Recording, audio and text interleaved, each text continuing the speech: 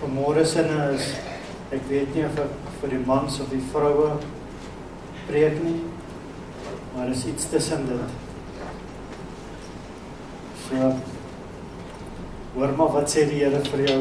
En ek het gisterand vir jou gesê, as jy weet waaroor ek preek, dan gaan jy nie slaap nie. Sê, net so moet julle vroue aan julle eie mans onderdanig wees, sodat as sommige aan die woord ongehoorsaam is, hulle ook deur die wandel van die vroue sonder 'n woord gewin kan word. Dan begin eers klink of hy met die vrouens praat en dan sluit hy af met die mans wat al stadig is, né? Soms so in die eerste vers. En dan sê hy, as hulle julle reinig Godvreesende wandel aanskouend, julle versierings moet nie uiterlik wees nie, haarvlegtere en omhang van goud en aantrek van klere nie, maar die verborge mens van die hart en die onverganklike versierings van 'n sagmoedige en 'n stil gees, wat baie kosbaar is voor God. Want so het vroeër ook die heilige vroue wat op God gehoop het, wat self versier, as hulle was aan hulle eie mans onderdanig, so Sarah gehoorsaam was aan Abraham, en hom Heer genoem het, wie se kinders julle geword het, as julle goed doen, en geen enkele verskrikking vrees nie. Net so moet julle manne verstandig wees, met hulle saamleef, en aan die vroulike gesag as die swakkere eer bewys, omdat julle ook mede-erfgename van die genade van die lewe is, sodat julle gebede nie verander mag word nie.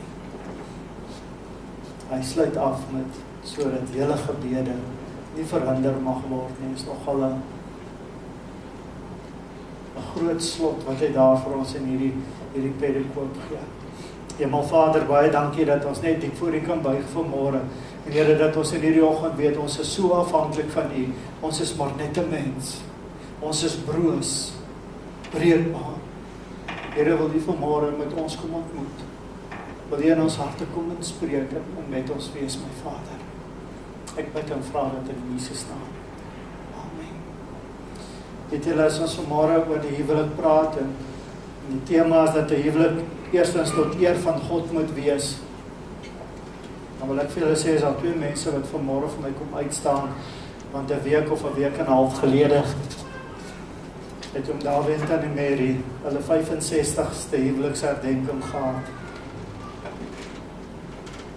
Nou wil ek amper vir julle sê, en wie is ouer as 65 hier in die kerk vanmôre? Hier is nie baie nie, hier is so 3 die kant. 4, 5, 6, dit is maar min, ja. Ons is 'n jong gemeente. Hulle is nie 65 jaar oud nie, hulle is 65 jaar getroud. Nee, so, ek dink, daar's min huwelike wat by 65 jaar uitkom. Ek wil vir julle sê, dis die uitsondering op die reël, dis nie die norm nie. Hoe kom 'n mens by 65 jaar se getroude lewe uit? Die eerste ding wat ek vir julle kan sê, dis nie maklik. Dit gaan met moeite gepaard, met inspanning en met baie stry en beklei. Want as julle nie van mekaar verskil nie, dan is daar wragtig fout. Want ons is nie enersdenkend nie. Ons is nie fotostate nie.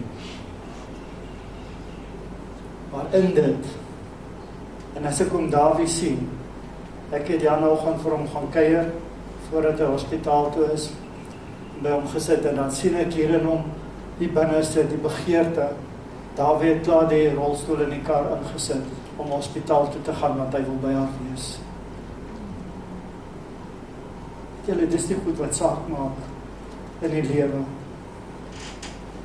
Dat die lewensmaat wat jy het, vir jou aansporing is in die lewe.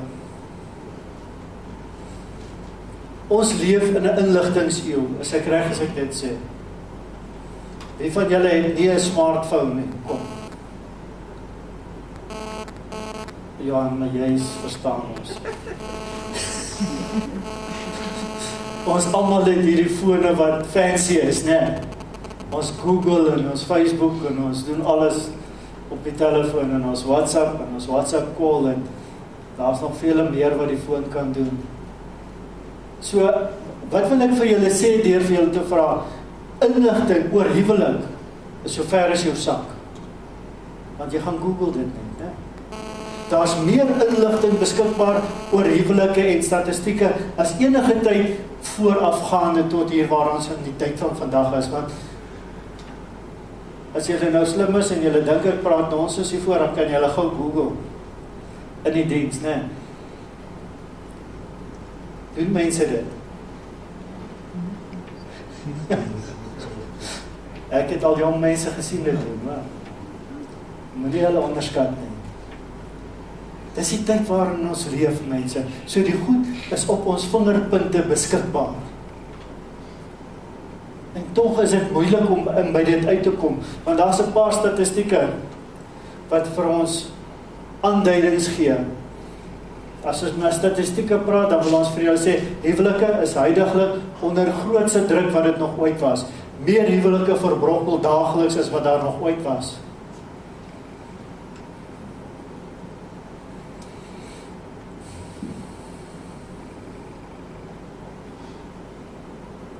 Dan kan ons sê, dat as 'n mens twee wedergebore mense trou, dan gaan hierdie huwelike sukses wees. Is dit 'n waarheid of 'n halwe waarheid? Dit is bang om te antwoord, né? Dis 'n halwe waarheid. En 'n halwe waarheid is wat? Dis 'n leuen. Want die feit dat beide wedergebore is, maak nie dat daardie huwelik 'n sukses gaan wees nie. Dis nie 'n gegewe dat as albei die pad van die Here stap, nou is dit gegewe aan, nou gaan die huwelik net vlot loop nie. Alles gaan reg gaan, alles gaan in plek val. Mense, dit is nie so nie.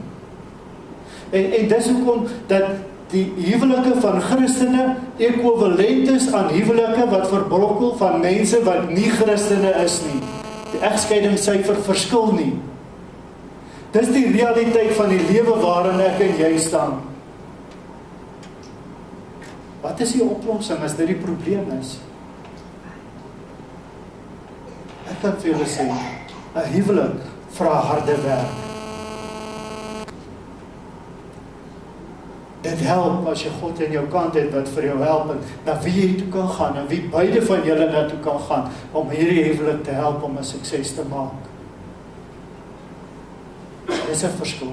Dit maak 'n verskil.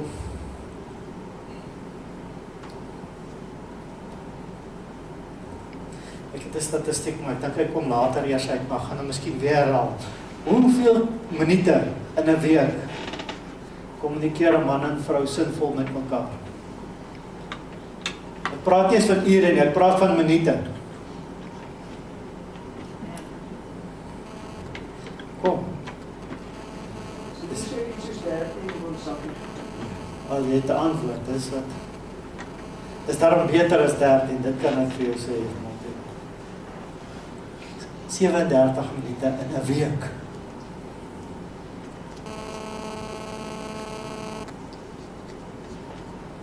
Dit sit daar en sê, "Jesus, gelukkig gebeur dit nie met my nie." Ons praat baie met mekaar. Spandeer ons sinvol tyd in mekaar se teenwoordigheid. Dis die verskil waarvan ek verwys, né?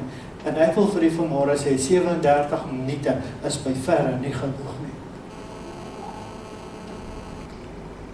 En as ons na dit kyk en as ons na die statistiek kyk, dan kan ons sê, Here, ons verstaan hoekom daar 'n probleem is.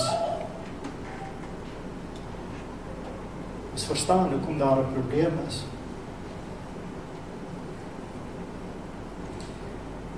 Ek het 'n paar punte uitgehaal. En die eerste punt wat ek hierin het is dat Christus stel vir ons 'n voorbeeld en dan begin hierdie versie deur die voorbeeld wat Christus gestel het. En hier is nou 'n lang gesprek wat ons kan voer as hy sê net so.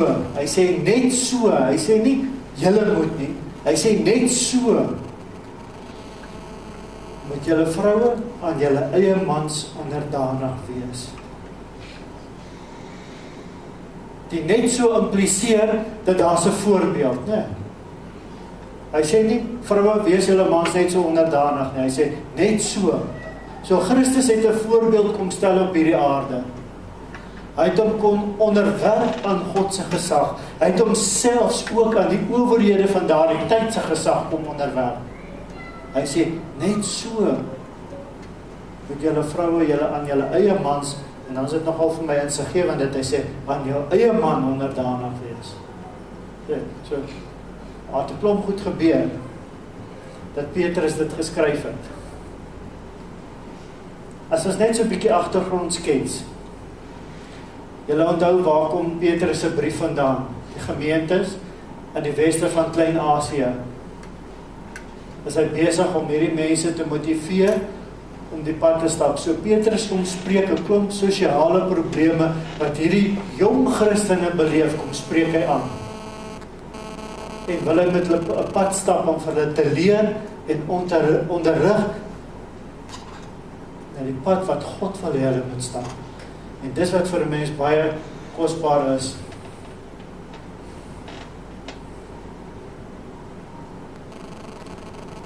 Baie van die goed wat ek en jy doen, wie van julle ken die term monkey see, monkey do? Dis 'n algemene aanvaarde norm, né? Wanneer 'n mens 'n ding sien, dan kom dit in en dan sal jy heel moontlik dieselfde gaan doen. En dit is maar die feit, en dit is wat Petrus vir hulle hier probeer verduidelik om te sê, Jesus het so gedoen. En ons moet weet dat hierdie is nou nog vars. Hierdie was nie honderde jare na die sterwe en die opstanding en die hemelvaart van Christus nie. Hierdie was nog vars in mense se gemoed gewees. So as hulle daarvan gepraat het, het hulle 'n ander prentjie gehad as wat ek en jy vandag het, waarna hulle kan onthou het. Dit was opslaan in die nuus gewees. Hulle het dan wel nie CNN gehad nie. Gelukkig nie, dat alles verdraai nie. Maar dit is die goed van die destydse beskaafde lewe wat na kom terugverwys. Maar dit is die goed wat sê, Here, hierdie maak 'n impak. Hierdie maak 'n impak in mense se lewens, wanneer hulle gesien het, hier is onderwerping aan gesag noodsaaklik. Die probleem waarmee ons in vandag se tyd sukkel, is onderwerping aan gesag. Wie van julle sukkel nie daarmee nie?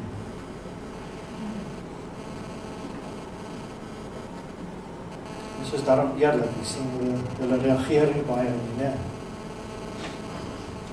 Raak opstandig as ons hierdie 100 verkeersmanne in Bronkhorstspruit se dorp sien, hulle staan so 50-50 op hoopies by mekaar en hulle stop al die karre, né?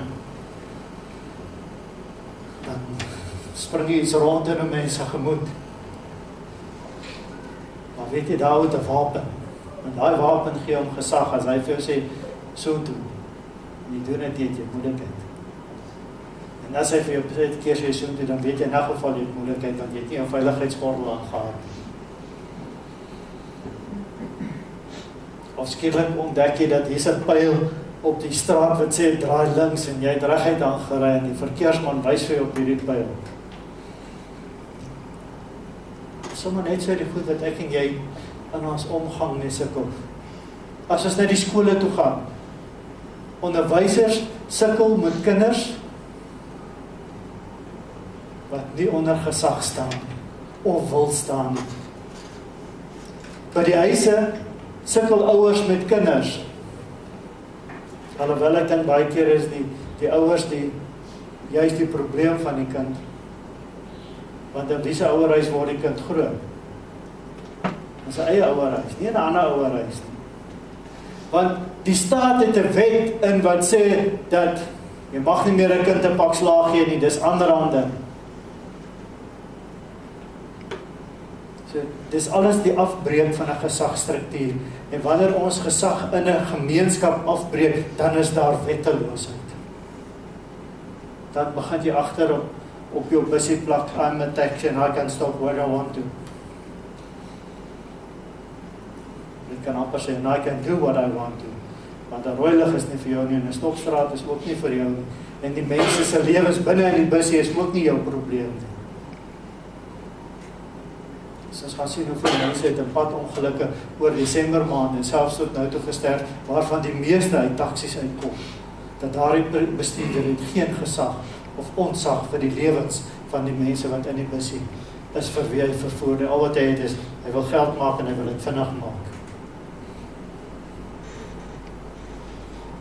Kom terug. Ons leef in 'n tyd, en as God se woord vir ons sê, vroue wees julle mans onderdanig, dan is hierdie nie 'n autoritaire gesagsstruktuur wat nagevolg moet word, dat nou is die vrou die slaaf en die man is die owerheid in die huis nie. En dan kan ons sien, teoloog worstel op baie met die goed. Dis 'n eenvoudige ding. Hy sê, net so is met julle. Christus was bereid om onder gesag te buig. Gesag sê nie, nou die ander persoon nee sê nie. Want die man het 'n verantwoordelikheid as hy die hoof van die huis is.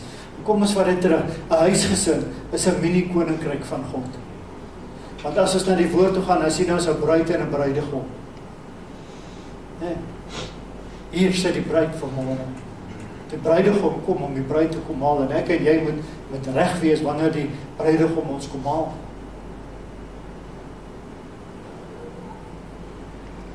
So dis 'n gee-en-neem situasie.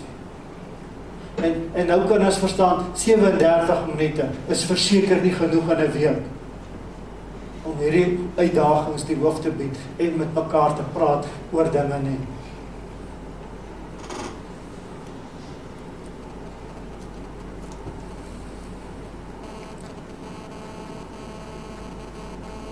Onderwerping aan gesag sê nie dat die man is nou 'n diktator, wat hy sê is wet en juist. Die Bybelse voorbeeld, Jesus se voorbeeld, is leading by serving, lei deur te dien. Dit is die voorbeeld wat Jesus ook vir ons as mans gestel het. Aan hierdie kant sê hy onderwerp aan gesag, aan hierdie kant sê hy lei deur te dien. En ek dink dis waarin myself bevind.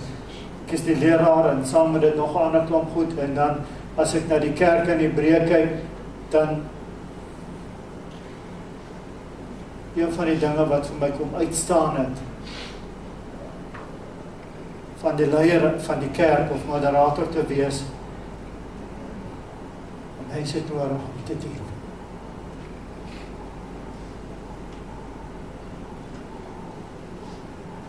Belangrik. Dis 'n lewensles wat ons moet kom vasmaak in ons harte. Dis nie maklik nie. Want deur te dien is hier 'n stuk sterf van jouself wat moet plaasvind. Manne, as ons van die vroue verwag om hulle aan ons te onderwerp, dan vra God van ons om aan onsself te sterf en so te lei dat hulle ons kan volg.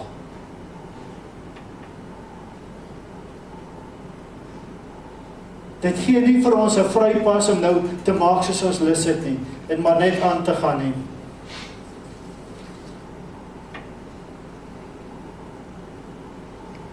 Die onderwerping is 'n noodsaaklikheid. Wat is die onderskeid tussen 'n man en 'n vrou? Ons praat eerstens moet ons vir ons mekaar sê daar is gelyke voet, want beide is na die beeld van God geskaap. Nou weet ek, jy kan mense nou weer dit uit mekaar uitdruk, want is God manlik of vroulik, en gegewe is dat word altyd gepraat van God in die manlike persoon. Ons is na die ewe beeld van God geskape, as mens. As mens het ek en jy 'n wil. En so moet ons aan God gehoorsaam wees, en ons moet daardie wil, beide man en vrou het nodig om daardie wil aan God te onderwerp. Manne, ons sukkel met dit. Ons sukkel met dit.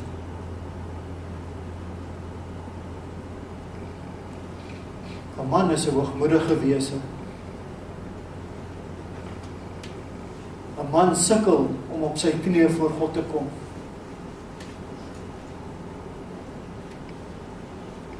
Dit is God se pad. Maar dan gee hy vir jou 'n hulp wat vir jou help en wat vir jou bystaan.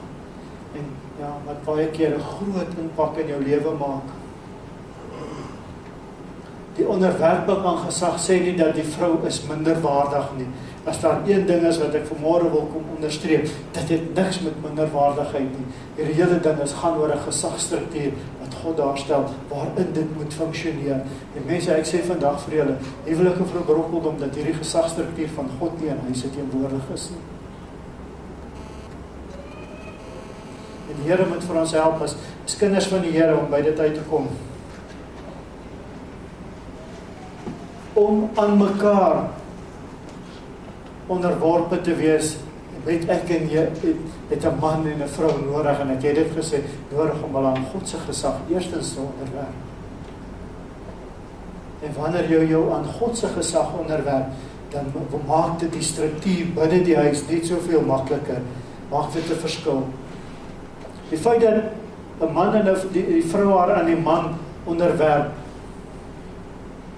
en die man om aan God onderwerp. Hierdie struktuur sê die man en die vrou is vernote in 'n huwelik. Vernote. Dis belangrik. Nie mededingers nie.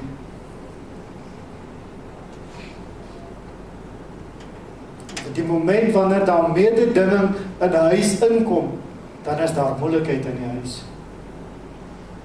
Wat is 'n vennootskap? As jy 'n besigheid al gehad het, dan verstaan jy van 'n vennootskap, né? Vennootskap is om 'n ding uit te werk sodat die beste uit dit uit kan voorkom. En dit is 'n huwelik. En 'n man en 'n vrou is 'n vennoot in 'n huwelik om te sien dat hierdie huwelik die beste is en dat 'n huwelik tot eer van God is. Vir julle gesê, dis 'n gesagsstruktuur. En as ek by die vroue kom, dan wil ek vir u sê, dat onderwerping aan gesag gee vir julle 'n geleentheid.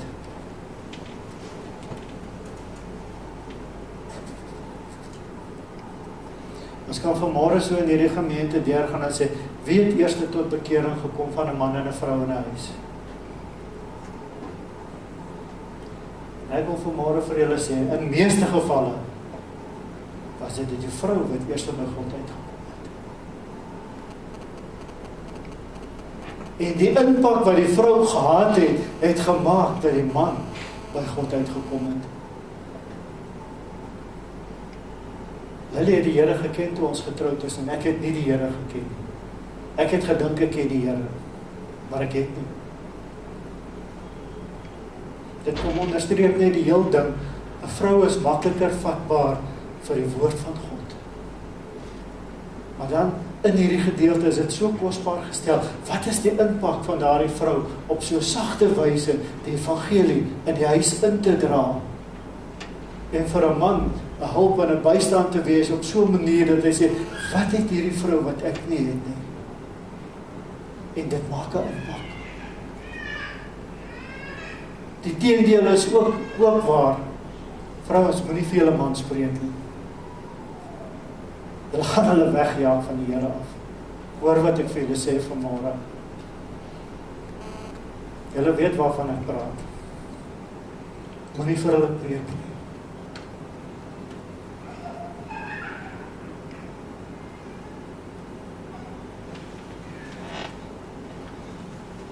As jy deur hierdie stuk lees, dan verstaan jy hoekom jy nie vir jou man moet preek nie.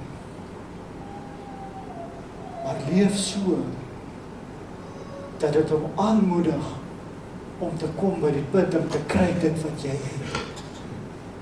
Mense, dis nie veronderstel om so te werk nie. Maar in die realiteit is dit die waarheid wat gebeur in huisgesinne. En ek kan nie sê nie daar nie, ek was self in daardie posisie gewees, en ek kan vir julle so sê, ek weet van 'n paar gesinne, en wie die vrou eerste by God uitgekom het, van die gesinne wat vanmôre in die kerk sit, nie wat buite is. wat vanmôre in die kerk sit hierso, né? Ek wil vir die vroue sê, dat die onderwerping aan die gesag het 'n kragtige invloed in 'n gesin. Dit maak 'n impak. As God dan vir ons in hierdie woord sê, julle versierings moet nie uiterlik wees, die haarvlegter en omhang van goud en aantrek van klere nie, maar die verborgde mens van die hart en die onverganklike versiering van 'n sagmoedige en stil gees wat baie kosbaarder is voor God. Weet jy, dit gaan nie oor die uiterlike nie, dit gaan oor die innerlike. En ons spandeer baie keer te veel tyd aan die uiterlike in steede van om in die innerlike te werk. Die innerlike maak 'n magtige impak. En ek sê nie vrouens verwaarloos julleself nie, asseblief nie. As niks mooier as ek vir Lily sien wat netjies aangetrek is, mooi aangetrek is, dis vir my 'n wow. Dis 'n kroon van 'n huisgesin, wat ons dit sommer regtig vir mekaar eerlikwaar sê vanmôre. Dis spesiaal.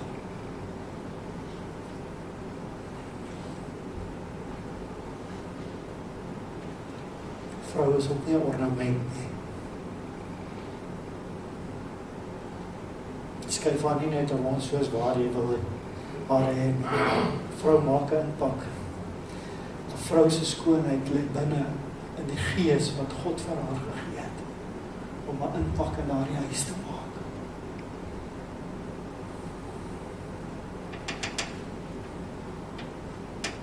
Manne,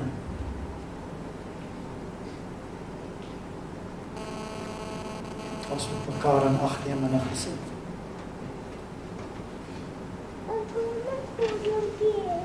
Die volgende gedeelte is maar vir die manne.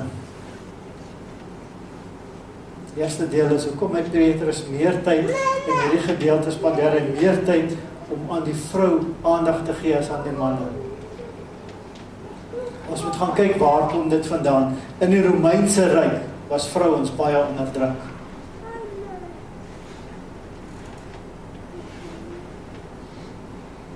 Ek wil amper sê soos wat dit in Islam is in vandag se tyd, hulle sien 'n vrou as 'n objek. Is my hart verskeurend. As ek sien mense, as ons net teruggaan, as ek my gedagte teruggaan in die tyd wat ek in Afghanistan gewees het, die 2 keer wat ek daar was, 'n vrou is nie mediese gesorg opgeregtig as sy nie 'n man of selfs haar seun by haar gehad het nie. As sy nie 'n man of 'n seun het nie, sal 'n vrou geen mediese sorg ontvang in Afghanistan nie. En ek dink in baie streke selfs vandag is dit nog van toepassing. Dis nie waarvan ek praat. Dis onderdrukking.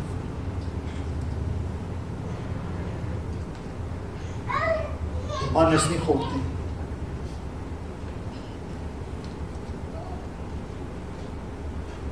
Neem mekaar in ag. Ek dink vir baie is ons vir mekaar baie waardevol.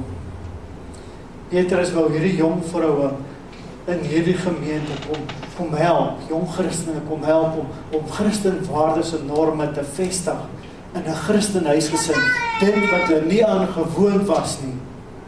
Om vir hulle sê, dit is hoe die sisteem werk. En dis hoe Petrus meer tyd in die vrou gespandeer het as wat hy aan die man gespandeer het.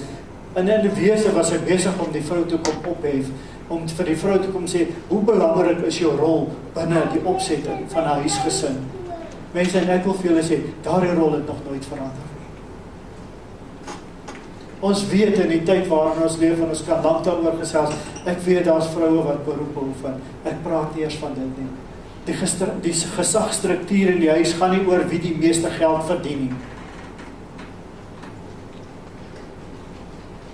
Want as jou salaris bepaal wie is die hoof van die huis, dan is dit 'n flater. God kom gee gesag. En hier's waar mense mekaar se hande vat en die beste van dit maak. Ek kom terug na die 37 minute toe. 37 minute is te min in 'n week om tyd met mekaar te spandeer.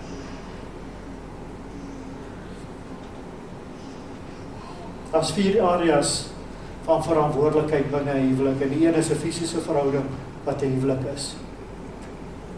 Dis nie 'n stukkie papier en daar gaan elkeen die wêreld in. 'n huwelik is 'n fisiese verhouding. Dit is 'n intieme verhouding.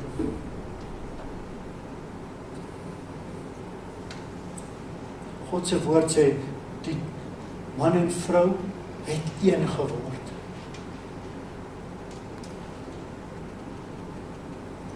Weet julle, en ek kan vanmôre amper 'n bietjie tyd spandeer hieroor, as hy sê, man en vrou het een geword.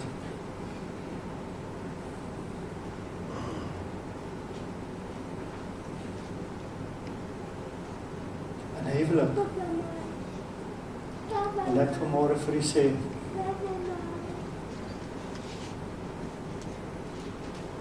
die woord van God sê, 'n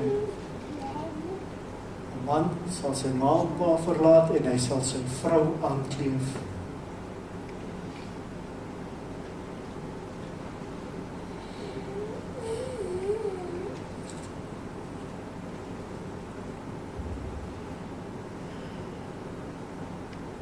Ma en pa,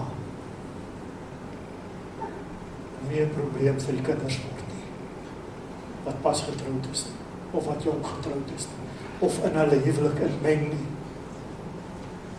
Los hulle.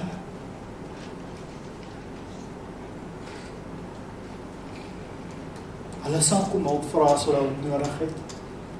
En die sal 'n geleentheid gee om die wysheid wat jy het aan hulle oor te dra. Moenie in 'n kind se huwelik inmeng nie.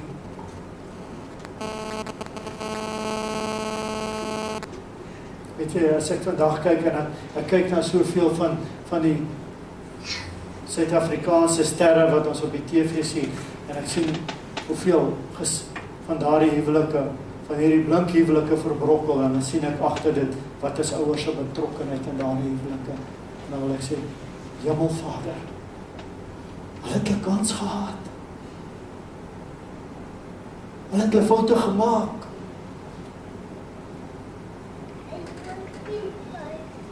Ondersteun hulle. Wees daar vir hulle. Maak seker wat 'n ma en 'n pa kan doen, is wees beskikbaar wanneer jou kinders na jou toe kom. Wees beskikbaar. Om Dawid is 'n 65 jaar, het nie sonder pyne gepaard gegaan nie. As daar een is wat miskien 25 jaar en langer al moes gesterf het, dan was dit om Dawid, wat in 'n trekkerongeluk gewees het, wat 'n implement hom so in hom ingedruk het en hom saam gesleep het. Waar hy vir hoe lank in hospitaal gelê het in traksie.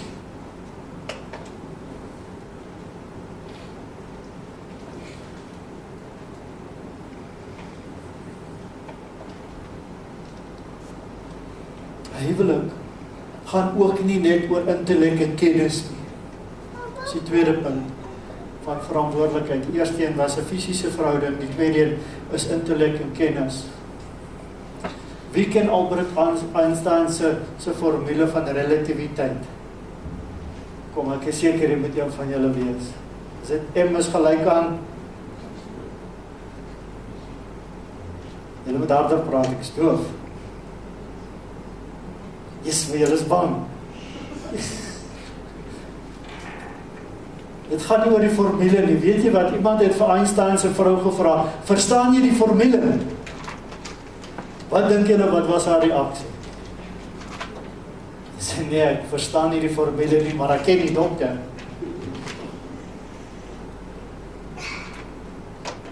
Kan julle sien waar die vernootskap wat daar ook was. Einstein se lewe is ook nou nie juist iemand daar wie of sommer baie maklik baie verwys nie. Daar's 'n paar spooke in Einstein se kas gelees. Maar oor daar baie min gepraat word. Maar die feit was dat sy vrou het gesê, dit gaan nie oor wat is die formule wat Einstein gegee het wat 'n magtige impak gemaak het nie, maar ek ken die man wat dit uitgevind het. Ons moet mekaar ken, nie oor wat ons weet nie, maar vir wie ons is. Dis wat 'n verskil maak in 'n huwelik. Dis wat maak dat 'n huwelik suksesvol is. Mense bly saam, maar ken mekaar nie. Ek het ook 'n interessante ding gehoor. Sê as 'n man en 'n vrou saam sit en Die van julle wat al by my was, julle maak lysies as julle by my kom, né? As jy vir hulle sê, maak gou vir my 'n lys waarvan julle van mekaar verskil. En hulle sit daar by mekaar. Wie gaan eerste klaar wees? Wie het gesê die man? Weet julle wie gaan eerste klaar wees? Die vrou gaan eerste klaar wees. En ons het gisterand gepraat oor hoe 'n vrou se kop werk en hoe 'n man se kop werk. Jy het vir ons 'n mooi verklaring gegee van bokse en hoe dat drade van vrouens oor mekaar kruis. En jy kan sien, as jy in 'n winkel gaan kry die nuusware koop, hoe gaan 'n vrou heen en weer in die winkel en 'n man stap so die rakke op en af. Die vrou het hierdie goed uitgesorteer en sy skryf gou neer wat, en dan sê die man daar, sê, "Jesus, wat is daar nou?" En dan met moeite kom ek by die goed uit, nee. Ons is verskillend. Dis al wat ek vir julle wil probeer sê. Ons is verskillend. Maar in hierdie verskille moet ons mekaar ken. En dit is wat maak dat 'n huwelik suksesvol is. Leer om mekaar te ken. Vrouens het nie gemoedstoestande nie, né? Hulle het nie moeds nie. Dis nou die goeie Engelse woord. Is ek reg? Hulle het moeds, né? My volgende vraag is, ken julle die moeds wat lê? Dis daar waar ons die toets val, né? Ons het nodig om te weet in wat se gemoedstoestand ons vrouens is. Het kan wees van gevoelens, het kan wees van behoeftes, het kan wees van vrese. Ken hulle mense. Dis dit wat die verskil maak. As 'n mens mekaar ken, is daar waarheid tussen twee mense. Daar's veronderstel om waarheid te wees, né? 'n Goeie huwelik het 'n goeie verhouding en daar's nie leuns wat weggesteek word nie. So, nou, ek wil nie Einstein se formule gee nie, maar sommer net wat ek so sien. Liefde sonder waarheid is gelyk aan wat?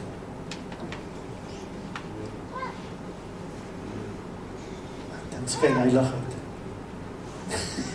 As ons nou sommer met mekaar eerlik wees, né? As daar liefde is, dan moet daar waarheid wees. En dit is gelyk aan vertroue. Dit is wat binne in 'n huwelik moet wees. Kan as die Here help vir ons om liefde te hê, om waarheid te hê, en dit bring eensgesindheid, omgee vir mekaar. En ons moet ons hele wese daarteen waak, dat waarheid nie sal wyk uit 'n huwelik nie. Want wanneer daar wantroue ingetree het, wil ek vir u sê, word waarheid moeilik herstel in 'n huwelik en dit vat tyd. Dit gebeur nie so.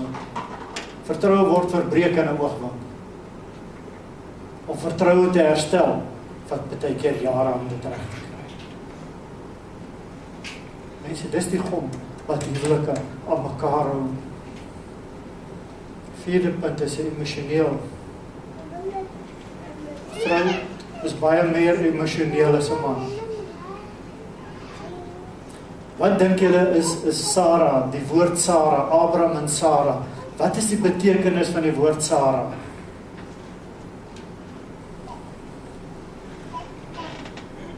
Prinses.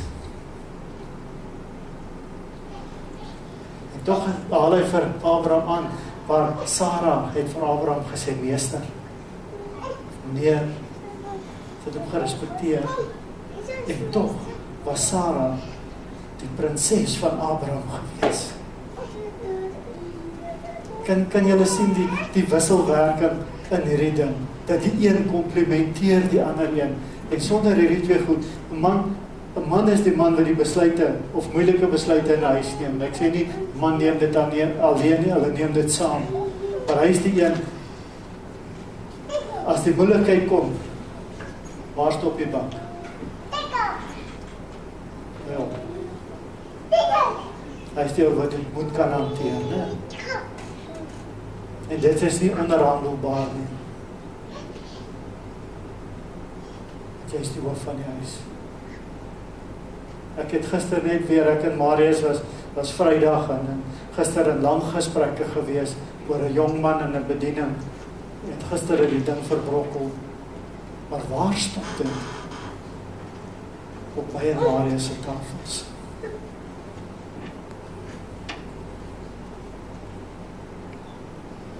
Ek het vir hom in die week gesê, Marius, hulle gaan nie aan met die reeksdienste volgende week nie. En hy het vir my sê, nee, jene, dit kan nie. Iemand moet 'n besluit neem.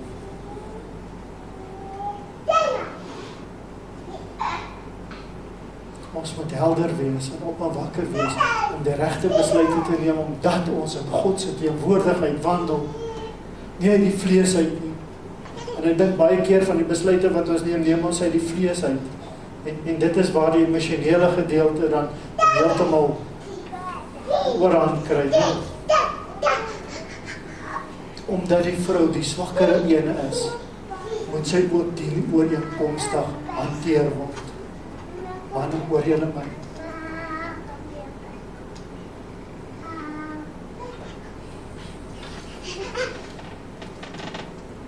Laaste een is die geestelike aspek.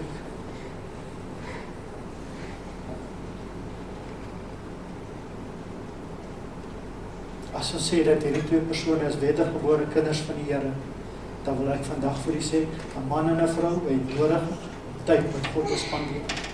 Eerstens individueel. Tweedens moet hulle dit ook saam doen. En kom ek sê vanmôre vir julle, dis nie maklik. As dit maklik was, het almal dit gedoen. Maar is noodsaaklik. Ek wil afsluit met dit wat sê, beide, 'n man en 'n vrou, het nodig om onder God se autoriteit te staan.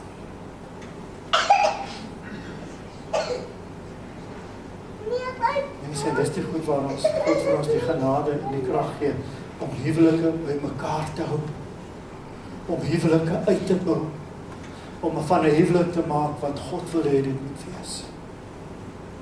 Respekteer mekaar. Komplimenteer mekaar.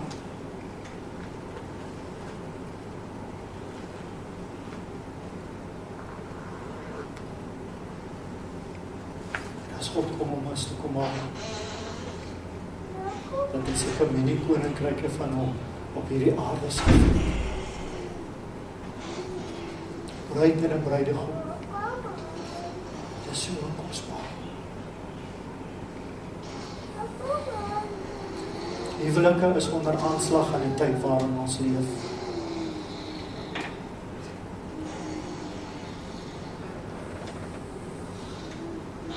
Gebroke huwelik het 'n invloed op die kinders. Hulle kan gaan kyk. Ek kan die onderwysers hier na vorentoe roep dat hulle vir ons kom 'n getuienis gee van dit sonder dat ek vir hulle laat voorberei het vir dit. Hulle sal vir julle sê wat is die effek van die kind wat uit 'n gebroke huis kom.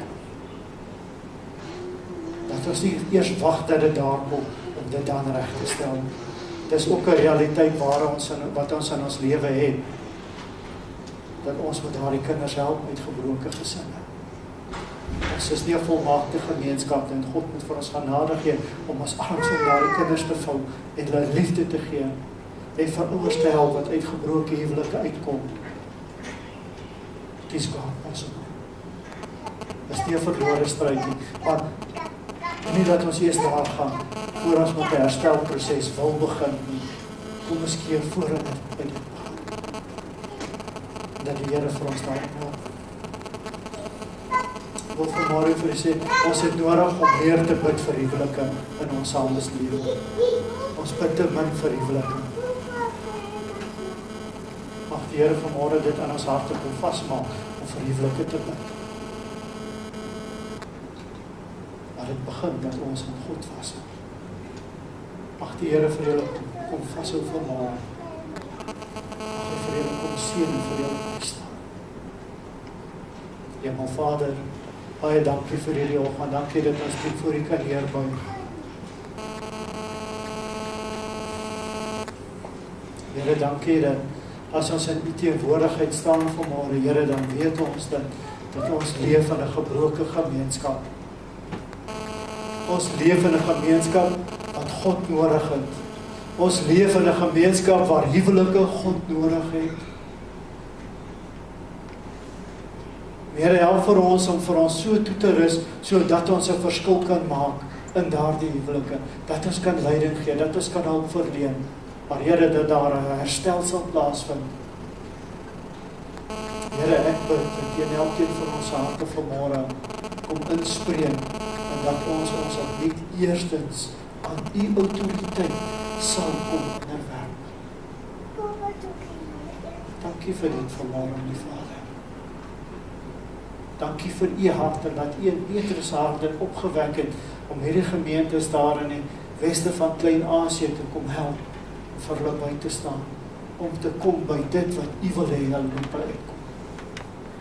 Here, gee dit ons ook by dit sal uitkom. Ek pleit dit by U, my Vader, en ek vra dit in Jesus naam.